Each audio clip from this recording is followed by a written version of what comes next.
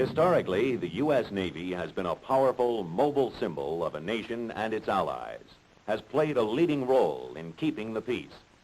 In today's Cold War environment, the striking forces of the Navy have, by their very presence, become one of the world's most vital deterrents to all-out war.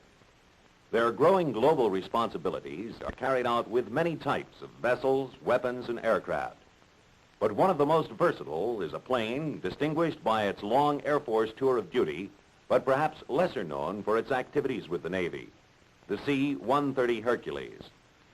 Skilled crews of Squadron VX-6 flying the LC-130F ski-equipped Hercules have set new aviation records as they maintain an aerial lifeline to our scientific efforts in Antarctica. Weighing 67 tons, fully pressurized and heated, the ski-130s and their Navy crews have nearly completed their conquest of the last and most treacherous frontier on Earth. By annually airlifting almost 10 million pounds of supplies in support of our scientific research stations at the bottom of the world, VX-6 has made significant advances in polar flight knowledge and made Antarctica almost as accessible as the rest of the world. And adding to the versatility and mobility of the Navy Marine Corps team is another version of the Hercules, the KC-130F tanker. A combination in-flight refueler and transport aircraft, it is completely compatible with the fastest of modern-day jet fighters. Its 600-gallon-per-minute refueling capacity, coupled with long-range ability, allows the combat-ready reach of the Navy Marine striking force to span any ocean in the world. But perhaps the most dramatic use for the Hercules was recently demonstrated on the deck of the USS Forrestal during a series of tests exploring the feasibility of C-130 carrier operations.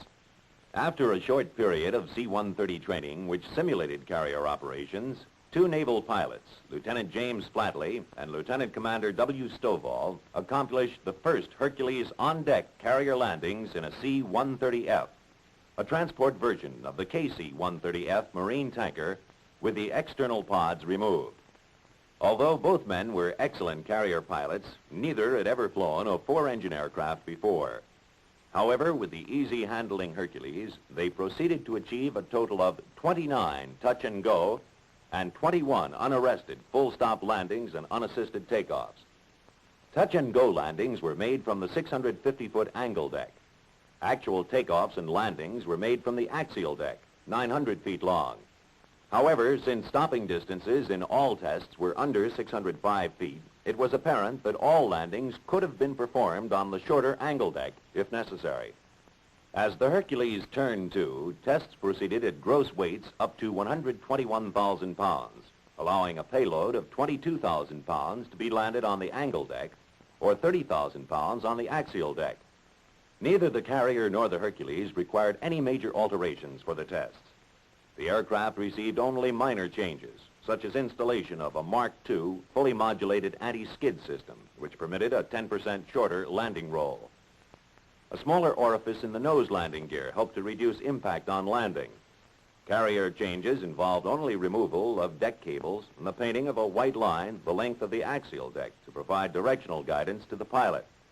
Piloting technique was found to be nearly normal, and because of its excellent acceleration, deceleration, and control, the C-130's flying characteristics were generally compatible to carrier operations.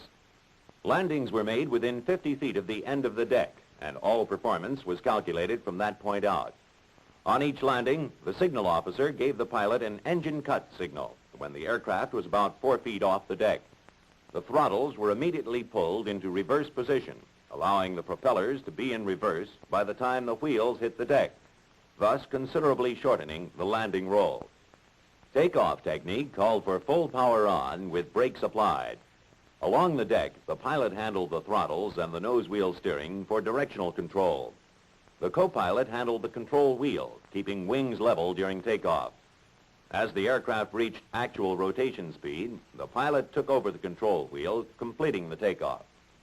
The C-130, of course, was not designed for carrier on-deck landings, and its rate of sink was expected to be its weakest point in this type of operation.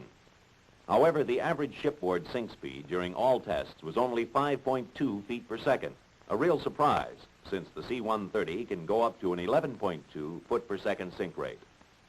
Although naval carrier planes are usually designed for a sink rate of 22 feet per second, the C-130's unique ability to land a payload of 22,000 to 30,000 pounds, made up of anything from fighter aircraft engines and parts to whole helicopters, onto the deck of a carrier any place in the world, can only extend the striking arm and add to the mobility and versatility of